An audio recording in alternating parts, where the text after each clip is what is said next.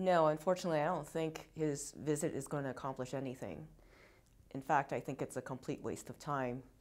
I hate to put it in so blunt of terms, but frankly, the Trump administration has already made up their mind, and there is nothing that's going to change their agenda.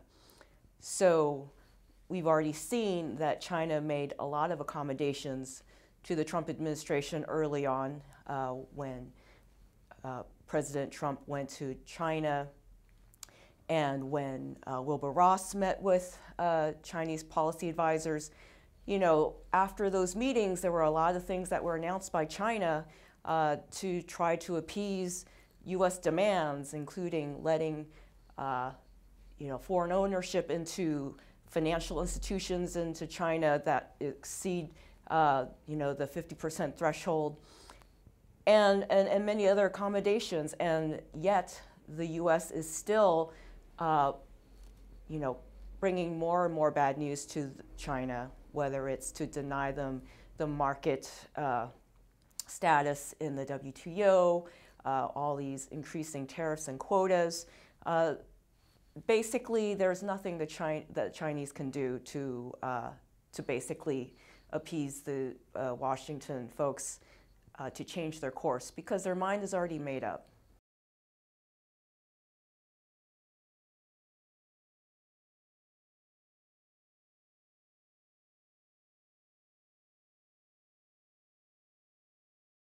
I'll certainly escalate the friction, and I'm sure there are going to be even more coming down the pike.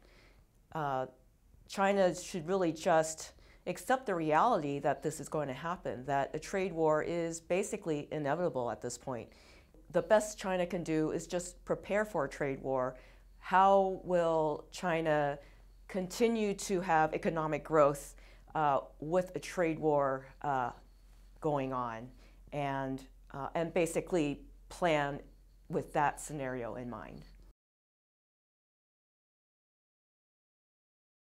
Oh, it'll certainly be negative for both countries, no doubt about that, which is why both sides have people that argue against it. But when it comes to foreign policy, there are certain folks that are going to take the upper hand, and it appears that the hawkish folks have the upper hand in Trump's administration at this point, and Xi Jinping's administration will have to respond accordingly, and this is going to be unfortunate for the Chinese population, the American population, and probably the global population for that matter, because this just means that there's probably going to be higher inflation around the globe.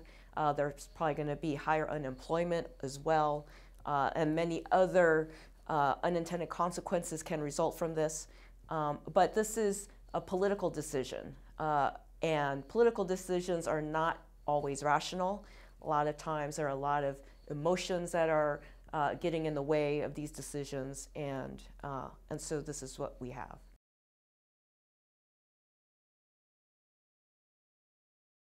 In the short term, he can basically say to his base that he's, working for their interests, and that he is chalking up policy wins, and that he is appearing strong against foreign nations. But in the long run, I think that he's really just going to hurt U.S. competitiveness, because by enacting higher tariffs and quotas, such as aluminum and steel at this point, that's just going to make it more expensive for, say, auto manufacturers in the U.S. or other folks who depend on these commodities to make their products.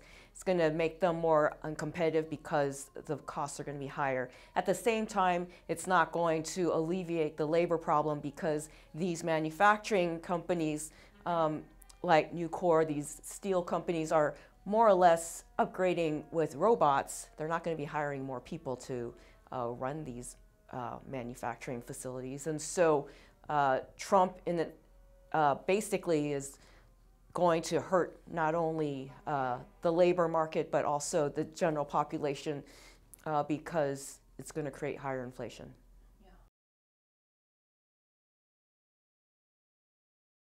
you can't really control other people. If other people already have their minds made up and have an agenda, there's very little you can do. I have debated many times with Peter Navarro, who is basically sitting as Trump's key economic advisors right now. And if you look at his books that he's published, they're all about how China is the #1 enemy of the US. All the debates we've had on television are all about China bashing. You can't argue any point with him to change his mind.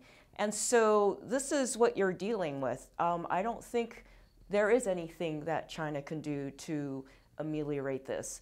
Like I said, the best China can do is just prepare for the worst, and then hopefully the worst doesn't come.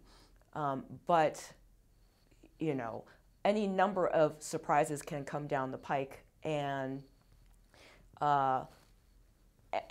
that's the nature of life, right? It can be chaotic. There are always going to be surprises that come out from left field, and what you want to do is just be as strong and prepared as possible for these inevitable surprises, and hopefully you just, you know, come out not too hurt at the end, but you know, this is going to be a very bumpy ride, and I'm just not going to sugarcoat it, because that's how I see this unfolding. And you look at foreign relations, you know, everyone knows that appeasement doesn't work. You can appease as much as you want to someone who's feeling insecure, and no amount will ever make them feel secure, because if they have a deep-set fear and they think that you're the bad guy, nothing that you say to them or do is going to change their mind.